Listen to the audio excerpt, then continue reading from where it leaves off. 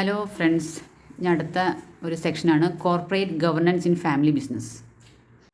അപ്പോൾ ഇതിൻ്റെ മീനിങ് എന്ന് വെച്ച് കഴിഞ്ഞാൽ ഈ കുടുംബം ഉടമസ്ഥതയിലുള്ള ഈ ബിസിനസ് സ്ഥാപനങ്ങളുണ്ടാവുമല്ലോ, കമ്പനീസൊക്കെ ഉണ്ടാവുമല്ലോ, അവരെ കാര്യക്ഷമമായി നിയന്ത്രിക്കാനും നയിക്കാനും ഒരു ചട്ടക്കൂട്, അതിൻ്റെ അകത്ത് കുറേ നിയമങ്ങളുണ്ടാവും, ന്യായങ്ങളുണ്ടാവും, സംവിധാനങ്ങളുണ്ടാവും. അതിനൊക്കെയാണ് നമ്മൾ ഈ corporate governance in family business എന്നുള്ളത്. അപ്പോൾ ഫാമിലി ബിസിനസ്സിൽ ഈ കോർപ്പറേറ്റ് ഗവർണൻസ് വന്നു കഴിഞ്ഞാൽ കുടുംബ താല്പര്യങ്ങളും പിന്നെ ബിസിനസ് ലക്ഷ്യങ്ങളും പിന്നെ പ്രൊഫഷണൽ മാനേജ്മെൻറ്റും ഇവ തമ്മിൽ ഒരു ബാലൻസ് കീപ്പ് ചെയ്ത് മുന്നേറാൻ പറ്റും. ഓക്കെ, ഫാമിലി ബിസിനസ്സിൻ്റെ വേറൊരു പ്രത്യേകത എന്ന് വെച്ച് കഴിഞ്ഞാൽ ഈ ഉടമസ്ഥതയും നിയന്ത്രണവും ഓരോ ഫാമിലിയിൽ നിന്നായിരിക്കും. ഒരു ഉദാഹരണം പറയുകയാണെങ്കിൽ ഇപ്പോൾ ഹോട്ടൽ ബിസിനസ്സൊക്കെ ചിലപ്പോൾ ഗ്രാൻഡ് പാരൻസ് തുടങ്ങി വെച്ച ബിസിനസ്സായിരിക്കും. അതിങ്ങനെ തലമുറ കൈമാറി ഇപ്പോൾ കൊച്ചുമക്കളൊക്കെ ആയിരിക്കും ആ ബിസിനസ് ഏറ്റെടുത്ത് ചെയ്യണത്. അപ്പോൾ ദീർഘകാല കാഴ്ചപ്പാടുണ്ടാവും ഈ ഫാമിലി ബിസിനസ് ചെയ്യുന്ന ആൾക്കാർക്കൊക്കെ. പിന്നെ അതുമാത്രമല്ല, പിന്നെ ശക്തമായ കുടുംബ മൂല്യങ്ങളുണ്ടാവും. അപ്പോൾ ഫാമിലി ബിസിനസ്സിന് വേണ്ടി നമുക്ക് ഫാമിലി കമ്പനി അല്ലെങ്കിൽ ഫാമിലി ഫേം അല്ലെങ്കിൽ ഫാമിലി ഓൺ ബിസിനസ് അങ്ങനെയൊക്കെ പറയാം. അതായത് ഒരു കുടുംബം നയിക്കുന്ന ബിസിനസ്. അപ്പോൾ ഫാമിലി ബിസിനസ്സിനകത്ത് ഈ കുടുംബാംഗങ്ങളായിരിക്കും ആ ബിസിനസ്സിനെ നിയന്ത്രിക്കുന്നതും പരിപാലിക്കുന്നതും മെയിനായിട്ട്.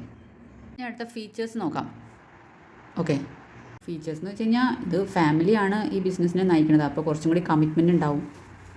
പിന്നെ ചിലർക്കൊക്കെ ചിലപ്പോൾ പാഷൻ്റെ പുറത്തായിരിക്കും ചില ബിസിനസ്സൊക്കെ ചെയ്യുന്നത്. അപ്പോൾ അതനുസരിച്ചുള്ള ആത്മാർത്ഥത ഉണ്ടാവും. പിന്നെ പെട്ടെന്ന് തീരുമാനം എടുക്കാനായിട്ടുള്ള കഴിവുകളുണ്ടാവും. പിന്നെ തലമുറയായിട്ട് ഇങ്ങനെ കൈമാറിക്കൊണ്ടിരിക്കുക ബിസിനസ്. അപ്പോൾ അതനുസരിച്ചുള്ള കൺട്രോളും ഓണർഷിപ്പിലൊക്കെ കുറച്ചും കൂടി ഡൈലൂഷൻ വരും.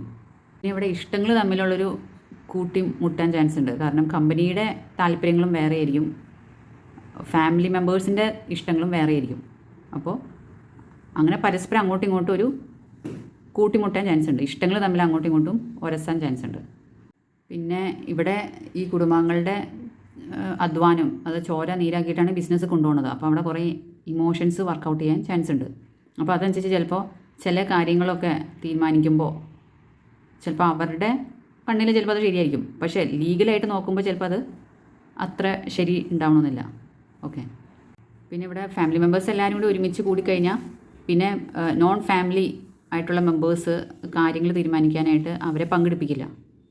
ഓക്കെ, പക്ഷെ വേറൊരു രീതിയിൽ നോക്കുകയാണെങ്കിൽ ഇപ്പോൾ ഫാമിലികൾ തമ്മിൽ അങ്ങോട്ടും ഇങ്ങോട്ടും വഴക്കിട്ട് ഇതുപോലെ എന്തെങ്കിലും വേർപിരിയൊക്കെ ആണെങ്കിൽ അവിടെ ഒരു ആര് നയിക്കും അങ്ങനത്തെ കുറേ കൺഫ്യൂഷൻസ് വരും. അതുപോലെ തന്നെ ഓരോ തീരുമാനം എടുക്കാനായിട്ട് കുറച്ചും കൂടി താമസം വരും.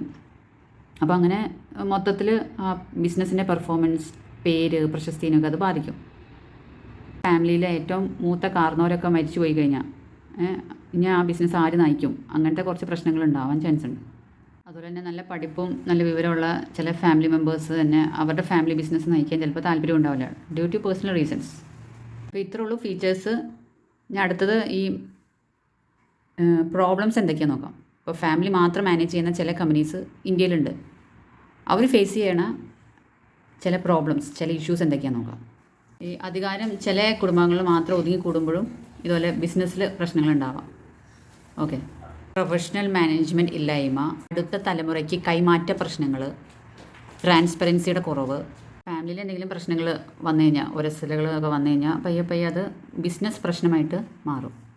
ഫാമിലി മെമ്പേഴ്സ് ആസ്വദിക്കുന്ന ആ സ്വാതന്ത്ര്യം ഈ നോൺ ഫാമിലി മെമ്പേഴ്സിന് കിട്ടിക്കൊള്ളണമെന്നില്ല. അതുപോലെ തന്നെ ഓൾഡ് ജനറേഷനും ന്യൂ ജനറേഷനും തമ്മിലുള്ള ആ ഒരു കാഴ്ചപ്പാട് വ്യത്യാസങ്ങൾ ഇവിടെ വരാം. പിന്നെ ചില അന്താരാഷ്ട്ര ഈ ട്രാൻസാക്ഷൻസൊക്കെ നടത്തുന്ന സമയത്ത് കുറേ പ്രശ്നങ്ങൾ ഇവർ ഫേസ് ചെയ്യും. ചിലപ്പോൾ തന്നെ ടാലൻറ്റ് സംബന്ധിച്ചായിട്ടുള്ള ഇഷ്യൂസ് വരാം, ടെക്നോളജി സംബന്ധിച്ചായിട്ടുള്ള പ്രോബ്ലംസ് വരാം. ഇത്രേ ഉള്ളൂ ഈ ചാപ്റ്റർ. ഇത് ജസ്റ്റ് ഒന്ന് വായിച്ച് കഴിഞ്ഞാൽ മനസ്സിലാവുന്ന ചാപ്റ്ററാണ്. Okay, thank U.